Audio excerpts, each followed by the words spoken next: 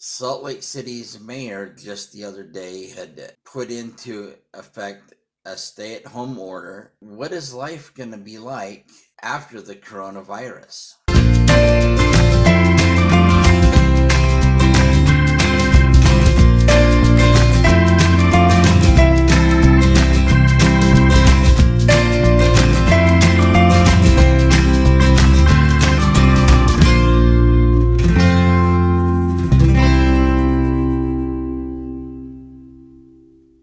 Good evening. This is Adam Guyman. I'm making a video and I am sorry that I haven't been able to make one for a while. I've really been dealing with the stresses of having to go through the 5.7 earthquake we had in Salt Lake City on the 18th of March, and at the same time having us have to be indoors to try to stop the spread of this. Salt Lake City's mayor just the other day had put into effect a stay-at-home order. What is life going to be like after the coronavirus? That's one of the big questions that I have. As a person with disabilities, I have noticed a few things that I wish that we as a community could do so that we could stop the spread of this, make some changes, and I wonder if life will be different after this. One of the things is, going to the grocery store. Going to the grocery store is something that a lot of us don't think about, but right now, especially with this coronavirus, it has been very difficult because when most people don't realize it is in Salt Lake City, Utah, we're still letting people inside the store. And the thing is, the way this virus spreads is if someone else has the virus and they touch something and they touch that item, but they just said, oh, I don't want this box of cereal. Well, I can't remember the exact number, but a box of cereal is, again, they said the cardboard holds the virus a lot longer than some other materials. So let's say I don't know that someone touched that cereal. Now I touched that box of cereal saying, I guess I need to buy this. Well, I could easily pick up the virus, and now I'm carrying that virus, not knowing it. And so what we really need to do is go back to a simpler date and time. When my grandparents were kids, they never walked through the store like you and I do. They don't pick things up off the shelf. When they were kids, mom would send them with a grocery list and they would go to the store, walk in the front door, and there's a long counter that's across the store and some chairs in a little lobby. You would hand your grocery list to the clerk. The clerk would then take a cart and go back to the back and go up and down the aisles and pick up all your groceries and bring them back up. The clerk would ring you up, you'd pay, and then the clerk would box up all of your goods and wish you a good day. With this virus, we need to be very careful because it can affect people with disabilities, and due to the fact that there are people with disabilities that have low immune systems that cannot actually have people, we cannot afford to get sick because it's a lot harder for us. And for the fact that we actually as well are in this pandemic, there's a lot of people without disabilities that actually are hoarding things. They're taking things that they don't need, and this is leaving people with disabilities vulnerable and without. Now, we could easily make some major changes. One of those changes we could make is no one would go inside the store.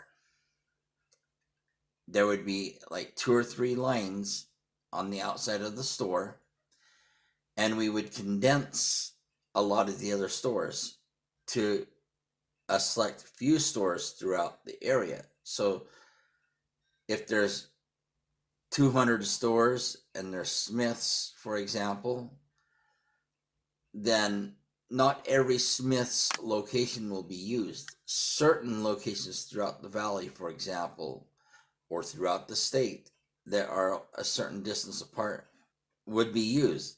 So basically, what would happen is we would end up going to the store, and if you don't have the coronavirus, there'd be one line that you could line up in, and you social distancing, and then the other line would be for those who don't know whether they have the coronavirus or whether they've been around someone that has had the coronavirus. And then the third line would be those who may have a mild case of the coronavirus, but they don't have anyone that can help them. You would show your ID, and you would go in to the line. Once you got up to the beginning of the line, you would then turn around and order all your items in real time as if you were in the store on a tablet. And on that tablet, they would sanitize it, and then before and after you use it, you'll pay for the groceries, and someone inside the store will then at that point take your order, and there'll be at least 3 major uh, people. There's what's called the cart pusher. That person does not touch your groceries at all. They wear gloves, they wear a mask, they push the cart through the store. In each department, there is a group of people, and they're the pickers. They pick the items off the shelf. They do not touch the cart, but they set the item in the cart. And then the third thing is, once you've gathered all of the groceries, the pusher will push them up to a certain point where there are baggers, and these baggers will pick up all of the items in the cart without touching the cart, or bag them, and then put the bags into a separate cart. Then they would take the items from there. Another person would push the cart. And so not your original pusher now. A separate person will push the cart to a certain point, and then from that point, that's when the cart would be handed over to someone on the outside, which then would receive the cart and pull it out, and all your groceries are bagged. And from that point, you take your groceries, and or you would pull your car up if you're driving. If you're not, and you're just on foot, or you're just using your power chair or your wheelchair, and you just need someone will just put that on the back of your chair, and you go on your way. The other thing that I've noticed is so many people would go from store to store, as a matter of fact, and that's the reason you show your ID.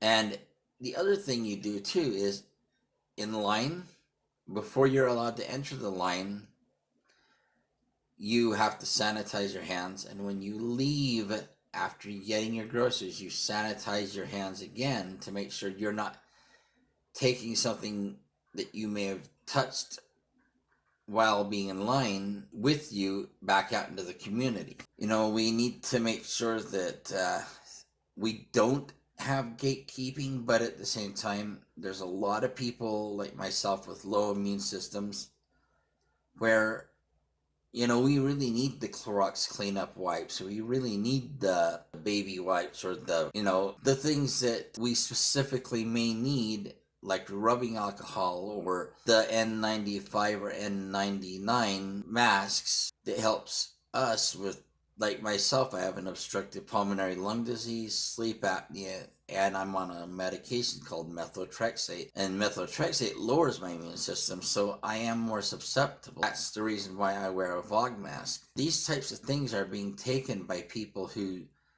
really don't need them. Unfortunately, there's different trends out there where there's some people, I've realized that we need to make sure that we are actually not taking something from someone has no other choice but to use it. I really urge people, if you are someone out there and you are not disabled, you do not have any kind of medical condition that would require these items, and if you can use good old soap and water, well, that would be great. There's a lot of things that we can't afford even before this pandemic.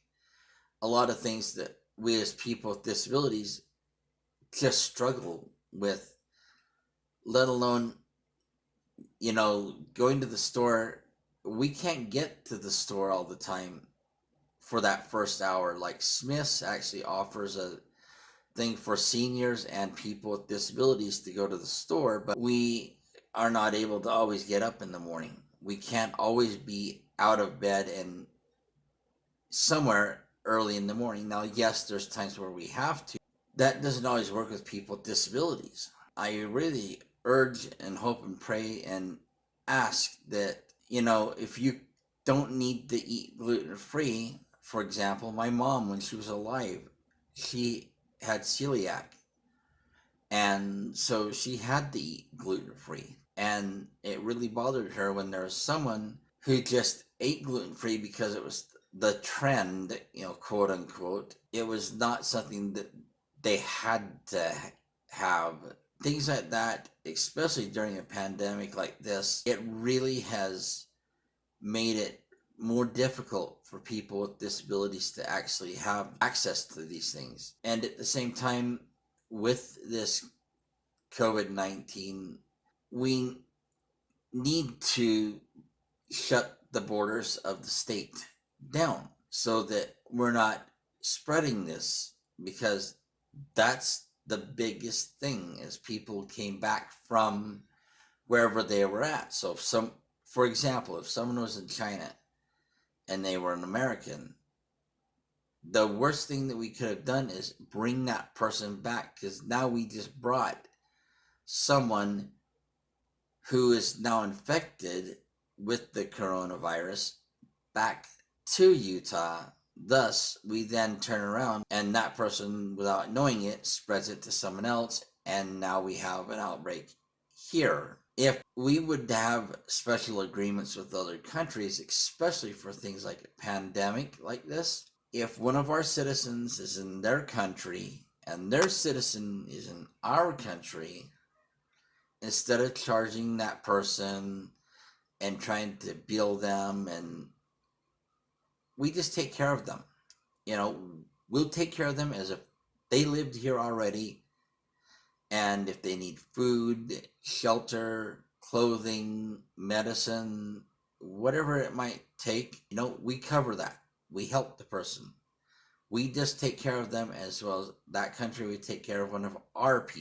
I want people to understand that these ideas that I'm presenting are there to help protect people, because unfortunately a lot of people don't realize how hard it is for people with disabilities and how easy it is for us to catch something. The other thing I have to say is I wish that the UTA, or Utah Transit Authority, our public transit system, would actually put in some heftier measures to protect people, so that if someone has no choice and they have to ride the light rail or the buses, where our commuter train, the front runner, certain practices could be put into place.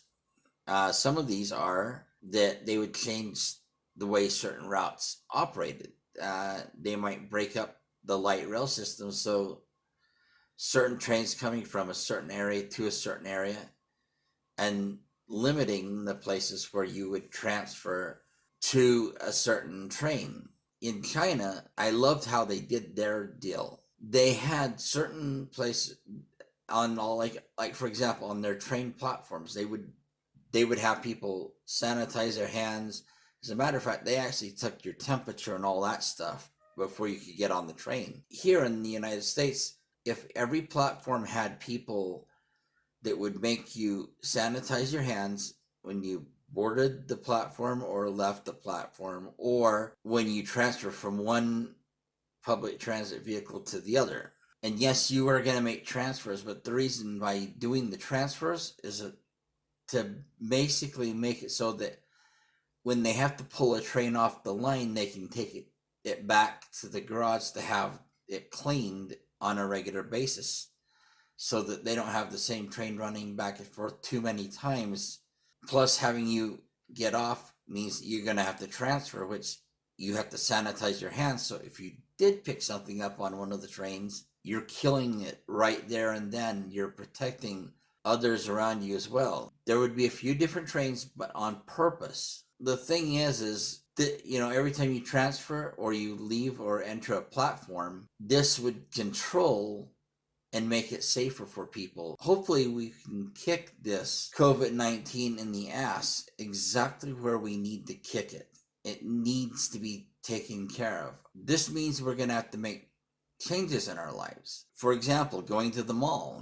Most people are used to going to a mall, but malls may need to start making people sanitize their hands before they can enter the mall. And when they leave the mall, they need to sanitize their hands. I just want to bring the awareness of how important it is and how serious this is and how this is going to affect a lot of people. Be grateful that you have a good immune system if you have one. And if you don't, I understand what it feels like not to have a good one and to depend on all of the different things that we have to depend on. And so I want people to understand that convenience doesn't equal accessibility. Accessibility equals convenience. Please remember that when you go to the store, please don't hoard those things. Please don't just take all of those. That's really hurting a lot of people. And if you're not one of those people that are doing that, I congratulate you and I say thank you. Please make sure that you're willing to keep the social distancing and that you're willing to do this to help, but yet you're willing to find ways to stay connected, because that's important for us, is if we stay connected to each other. But I'm going to wish you all a good night and I'm going to sign off. So I hope you have a great night and God bless. Thank you for watching. Please like, share, subscribe, and comment, and please ring the notification bell.